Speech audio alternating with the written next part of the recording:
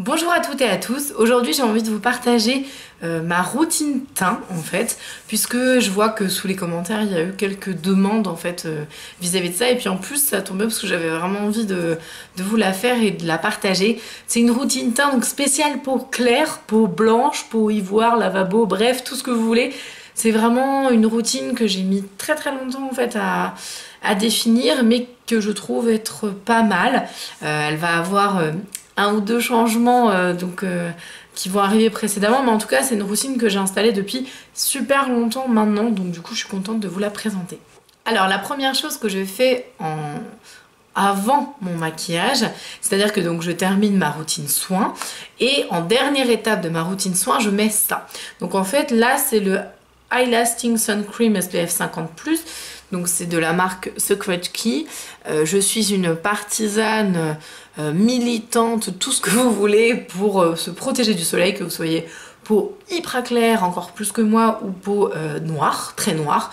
Voilà, je suis complètement partisane de se protéger du soleil, ne serait-ce que pour éviter les cancers de la peau, ne serait-ce que pour éviter de vieillir trop vite, pour éviter d'avoir des irrégularités pigmentaires, bref, des petits soucis et des insolations, enfin bref. Donc en gros, moi je protège ma peau tout le temps, de septembre à septembre. Je protège tout le temps ma peau avec un indice de 50, ce qui du coup change un peu ma routine maquillage parce que au niveau des textures en fait que j'utilise, donc là en fait, bon désolé c'est un swatch précédent, mais vous voyez au niveau de la texture c'est quand même assez mastoc, ça pénètre pas super bien, en plus c'est un produit coréen, moi j'adore parce qu'au niveau de la protection ils sont excellents, donc forcément le maquillage doit aller avec. Donc je mets ça, en général c'est ma dernière étape de routine soin, après je mange pour que du coup il ait le temps de se poser, un filtre solaire mais quelques minutes quand même, en général une demi-heure, à se poser vraiment uniformément sur votre peau. Donc ne mettez pas ça et sortez pas directement parce que vous allez cramer en fait.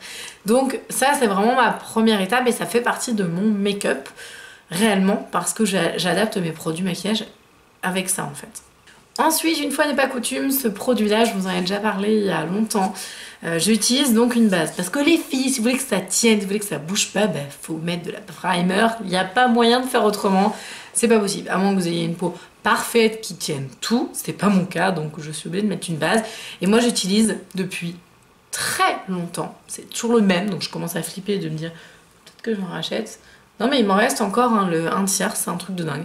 Donc en fait c'est le baume après rasage Nivea pour homme pour peau sensible. Et oui, et en fait j'ai suivi Nikki Tutorial qui le proposait. Et ben au final, cette dame, elle a complètement raison. C'est fait avec de la glycérine et la glycérine, comme elle le dit si bien, ça stick le make-up. Donc en fait ça va vous apporter, ça ne remplace pas votre crème de jour, on est bien d'accord, mais ça va apporter en fait de l'hydratation sans aucun corps gras. Un effet apaisant et du coup ça uniformise en fait toute la texture de votre peau. Je trouve ce produit extraordinaire. Je n'aime pas forcément le packaging parce que c'est un truc pas hyper hygiénique, mais bon en même temps j'ai envie de dire ça vaut 6,50 €.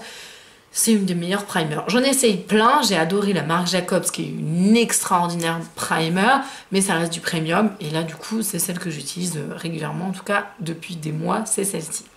Donc ensuite, en général, donc une fois que j'ai utilisé ma primer que j'appelle un peu légère, un peu aqueuse, que j'ai mis vraiment sur l'ensemble du visage, ensuite je cible la zone médiane. Donc j'ai une primer en fait adaptée pour la zone T qui brille beaucoup et notamment j'ai un énorme problème. Sur mes vidéos je ne les mets pas mais j'ai des lunettes et mes lunettes en fait elles font vraiment des énormes traces. Je changerai de lunettes la prochaine fois, c'est une catastrophe.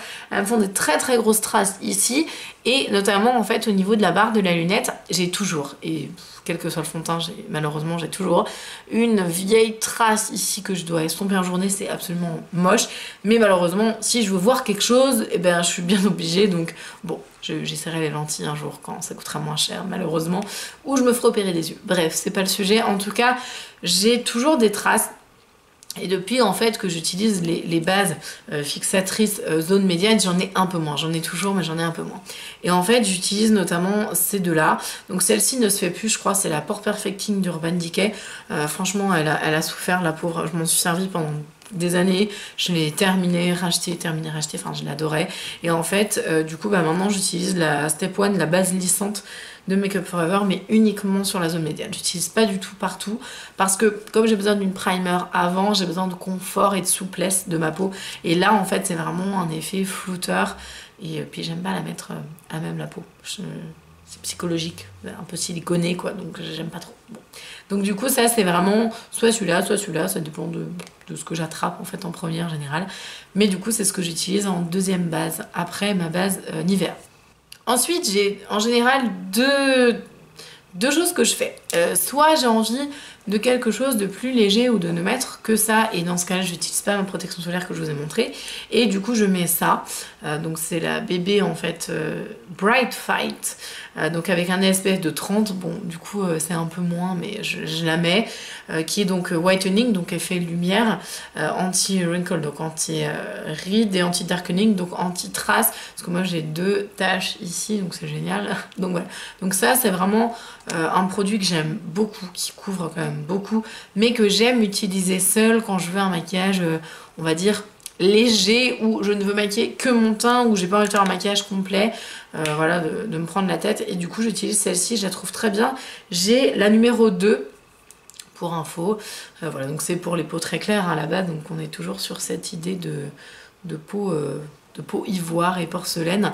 Je l'aime beaucoup, elle colle un peu parce que c'est les matières premières des coréennes sont toujours comme ça, c'est des choses assez difficiles à étirer, mais en même temps il y a une belle couvrance et une jolie opacité. J'aime beaucoup ce produit, donc c'est de la marque Etude House et c'est Precious Mineral Bébé Crème.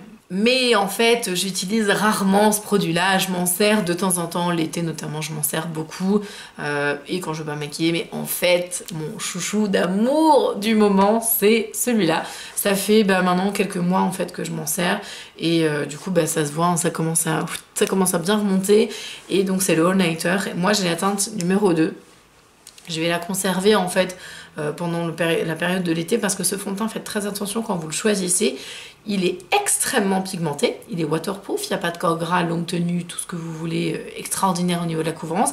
En revanche, il est tellement pigmenté que vous devez le choisir, à mon sens, un pigment en dessous. C'est-à-dire qu'en fait, moi qui mets la 2 en Naked Skin, que j'aime beaucoup et que j'utilisais avant quotidiennement, et maintenant, en fait, il me faut absolument la teinte numéro 1, parce qu'en fait, quand vous l'appliquez, c'est comme le full cover de Make Up For Ever, il fonce d'un demi-ton, en fait, en séchant, il s'oxyde un peu, et donc si vous voulez pas ressembler à une carotte, faites gaffe, prenez un ton en dessous de votre ton habituel. Donc là, le 2, pour moi, c'est limite, ça passe, mais c'est pas extraordinaire quoi. Donc voilà, donc en gros j'utilise le All Nighter, voilà, flacon pompe, génial, couvrance parfaite, il me fait un teint de déesse, j'adore. Enfin, voilà. Donc je suis complètement fan de ce produit, c'est un des rares qui ne me fait pas ou très peu de traces. Non mais moi ça c'est vraiment mon obsession, mes traces de lunettes c'est une catastrophe. Dites-moi si vous avez des lunettes, si vous êtes comme moi, parce que franchement je me sens toute seule, je suis toujours au boulot, je suis toujours en train de faire ça là, et du coup je me sens un peu seule. Rassurez-moi, celle avec des lunettes s'il vous plaît. Au niveau de l'application, j'utilisais avant un Beauty Blender. J'utilisais aussi des pinceaux, j'ai eu plein de pinceaux en fait, j'ai eu les Marc Jacobs, j'ai eu les pinceaux Elsa, ils sont très bien, mais franchement, le Sephora il est trop bien, il coûte que dalle, il coûte 9,95 € et franchement je trouve que pour la qualité et le rendu, la matière quand vous l'appliquez, c'est évanescent, ça se floute à une vitesse, enfin c'est impressionnant. Ce truc là est complètement magique, voilà, je vous le conseille à toutes et à tous, c'est exceptionnel. Pour les hommes c'est le truc rêvé, parce qu'en fait quand on l'applique, vous étirez bien, paf, on voit rien du tout, enfin c'est vraiment couvrance parfaite et homogénéité extraordinaire. Bref, ça c'est vraiment mon applicateur, quel que soit en fait le produit teint fluide que je vais utiliser, je prends ça. Et vraiment j'adore, c'est extraordinaire. C'est le Beauty Blender Sephora. Et il est autant moelleux que le Beauty Blender. Hein. Moi franchement, je trouve mieux, parce que pour moi il me fait le même résultat. Il est mieux fichu parce que vous avez un fond, enfin c'est beaucoup plus petit, donc au niveau du contour des yeux, vous galérez moins. Alors certes, il y a un Beauty Blender contour des yeux, bon, ça vous fait acheter un autre truc, puis il y en a 2, donc vous avez 2 contours des yeux, les 2 verts là, plus votre Beauty Blender, ça fait 3 produits. Là j'ai un truc et il y a 2 embouts, donc vraiment super pratique. Je le pince un petit peu, mais il est génial.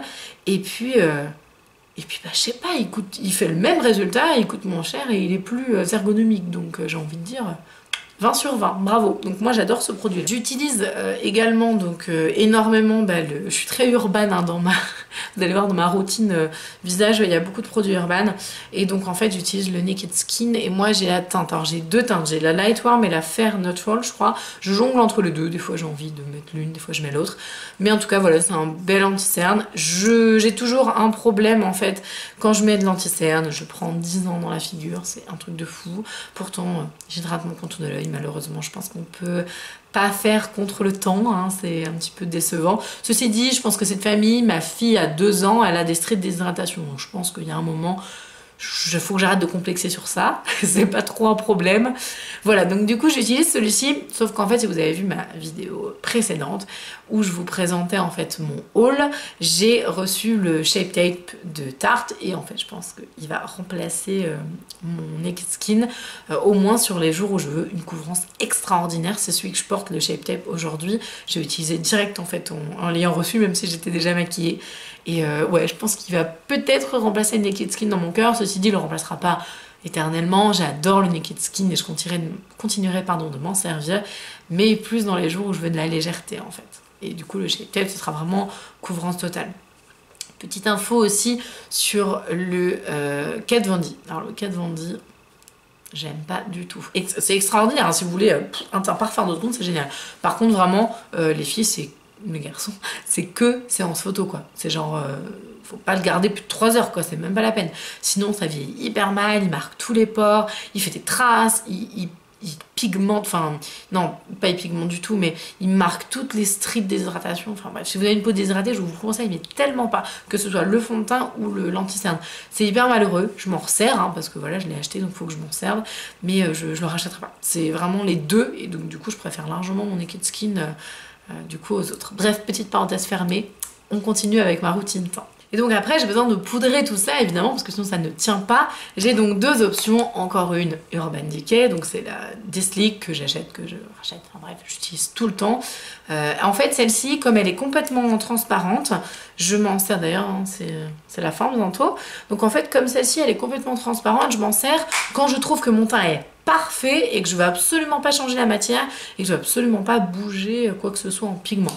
Donc ça c'est vraiment celle que j'utilise de temps en temps, mais si vous avez suivi mes petites vidéos, vous savez que maintenant ma chouchoute vraiment c'est la Golden Rose et du coup donc voilà, moi c'est celle-ci, je l'ai déjà dit, je le redis, elle est extraordinaire, elle coûte rien du tout et elle me fait vraiment ce rendu de peau parfaite, quel que soit le fond de teint que j'ai mis en dessous, que ce soit une bébé crème, que ce soit ce que vous voulez, elle le magnifie, elle le rend plus couvrant et en même temps plus souple et plus... Enfin bref, c'est extraordinaire. Et donc du coup c'est la Golden Rose Silky Touch et donc moi j'ai la teinte numéro 2 qui est donc la plus claire en fait tout simplement. Donc voilà, donc ça c'est vraiment une petite pépite à découvrir si vous ne la connaissez pas. Ensuite au niveau donc du bronzer ou du contouring, hein, voilà donc c'est pas la même chose du tout. Moi je fais plus un intermédiaire en fait parce que vraiment j'utilise toujours ce pinceau. En fait je me suis fait un délire avec ce pinceau, je l'ai retrouvé, j'ai fait oh mais toi c'est super. Donc en fait c'est un pinceau mais tout bête, Coastal Sense qui paye pas de mine, qui d'ailleurs que j'ai absolument pas payé cher, je sais même plus combien, enfin je pense que vous le retrouverez. Il est assez épais en fait, bon là je l'ai nettoyé donc il est un peu mouillé, mais du coup je m'en sers vraiment pour sculpter, mais si vous voulez ça sculpte pas autant qu'un contouring extrêmement net. Si vous voulez, moi c'est ce que j'appelle du contouring chic ou du bronzing sculpté. Enfin voilà, je fais un espèce de mélange un peu en entre-deux. Je trouve que c'est ce qui me va le plus en fait, je trouve que c'est plus joli parce que le bronzing, je suis moins fan. Bon après voilà, le contouring j'aime bien aussi, mais je trouve que ça fait trop tranché, donc du coup je fais vraiment un entre-deux et ce pinceau m'aide vraiment à avoir un joli rendu. Alors au niveau des poudres bronzantes, je change tout le temps, j'en utilise vraiment quotidiennement 3, enfin j'ai 3 styles de produits que j'utilise quotidiennement, mais comme j'ai je vous ferai un jour un rangement make-up, c'est promis, mais j'ai un énorme tiroir en fait où il y a toutes les poudres bronzantes et je n'ai plus une seule place pour les d'autres poudres bronzantes. Donc en fait je change tout le temps parce que j'en ai tellement qu'il faut que j'utilise. Donc j'utilise la Hoola en fait, mais que je trouve un poil foncé quand même pour une peau très claire. Et donc si vous avez regardé ma précédente vidéo, j'ai acheté donc la Cheek Parade, donc qui est la palette en fait de blush et du coup de poudre bronzante, où vous avez donc la Hoola, mais vous avez aussi la Hoola Light. Et elle est extraordinaire. Donc pour l'instant je termine ma Hoola, je m'en sers quand même pas mal parce que j'ai une autre Hoola dans la Cheek Parade. Mais si vous voulez, en termes de bronzer et de contour, je préfère commencer par contourer, on va dire, avec une Hoola un peu claire. Donc la light, je la mets vraiment plus en termes de bronzing. Et j'utilise la Hoola avec un pinceau un peu plus fin ou plus précis pour sculpter en fait véritablement et donner un aspect relief à ce contouring que je trouve moche sans relief, juste en aplat comme ça. Là j'ai deux bronzers en fait qui me permettent de jouer sur l'effet du coup de bombé et je trouve que c'est plus joli. Donc vraiment pour les peaux claires, mais la Hoola Light quoi, direct. Vraiment la Hoola Light. Celle-ci ça peut le faire, mais voilà, elle est très très bien. Sinon vous avez le petit contour powder kit qui donc du coup est de la marque Golden Rose et qui contient en fait donc 3 produits. Donc vous avez le bronzer, ah voilà, là c'est un peu pareil, vous avez le bronze, step 1 contour, step 2 bronze et step 3 highlight. Donc en fait là c'est un peu pareil, c'est pas une Hoola Light mais vous pouvez l'utiliser un peu dans le même genre en bronzing et du coup pour sculpter ici et là vous avez un effet complètement mat en fait. Donc ça peut être vraiment pas mal. Et du coup ça coûte 10 € je crois, ou 9 €. Moins de 10 € en tout cas, ça c'est sûr. Je ne vous présente pas mes blushs parce que je change tout le temps. En fait, j'ai pas de blush attitré. J'ai toujours envie d'essayer de nouvelles couleurs. Et puis en général, c'est rapport à mon maquillage. Donc forcément, j'aime bien changer en fonction de mes goûts et de mes envies. Et par contre, au niveau des highlighters, je change énormément. Mais ceci dit, j'en ai quand même quelques-uns qui reviennent tout le temps et que j'adore. Donc forcément, je pense que si vous me connaissez et vous suivez la chaîne, vous les connaissez aussi. Donc en fait, il s'agit donc notamment donc, du Strobe Highlighter en teinte flash que je vous ai montré, remontré. Je pense que je vous saoule un petit peu avec, mais c'est un des plus beaux enlumineurs que j'ai jamais vu. Et comme je dis toujours, en fait, à chaque fois que je le mets, j'ai toujours quelqu'un qui me dit mais c'est quoi ton highlighter, c'est un truc de fou, il est magnifique, j'adore. Donc voilà, donc j'aime qu'on me dise que mon highlighter est beau parce que pour moi l'highlighter c'est hyper important. J'en utilise des tonnes, j'en achète des tonnes. Notamment je vous ai présenté dans ma dernière revue en fait le Milani qui est très joli, qui est beaucoup plus discret avec un ton en fait plus peau et il n'est pas autant intense quoi, le payoff est plus léger mais du coup ça c'est pas mal quand vous voulez un highlight vraiment soft.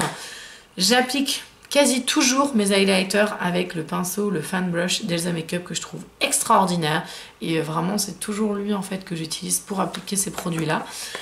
En parlant d'Elsa Makeup, je pense qu'un de mes nouveaux coup de cœur chouchou en highlighter ce sera le Laura Geller qu'elle a conseillé. Je vous laisserai donc voir mon haul où je vous en parlais un petit peu.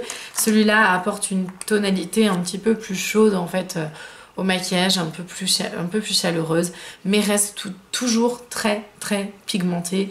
Et j'étais assez étonnée, je vous l'ai dit dans la vidéo haul, du rendu sur peau claire. Je me disais mon dieu ça va faire un peu jaune et tout, ça va faire trop bronzer, highlight bizarre sur une peau claire. Et au final non, il est vraiment magnifique et il convient tout à fait pour une peau claire. Donc je vous le recommande à 1 milliard de %, sachant qu'il existe aussi une tonalité je crois qui est un petit peu plus claire. Là c'est le Gingered Honey et donc voilà, donc il se présente comme ceci. Celui-là je l'aime beaucoup et je m'en sers aussi très souvent. Et je ne pouvais pas vous mentionner en highlighter ma superbe palette Moonchild d'Anastasia Beverly Hills que mon chéri m'a offert et que voilà, j'ai trop de chance, il est exceptionnel. Voilà, donc du coup la Moonchild forcément c'est la Moonchild quoi. Donc j'adore le Lucky Clover du coup qui est là, je le trouve trop fou.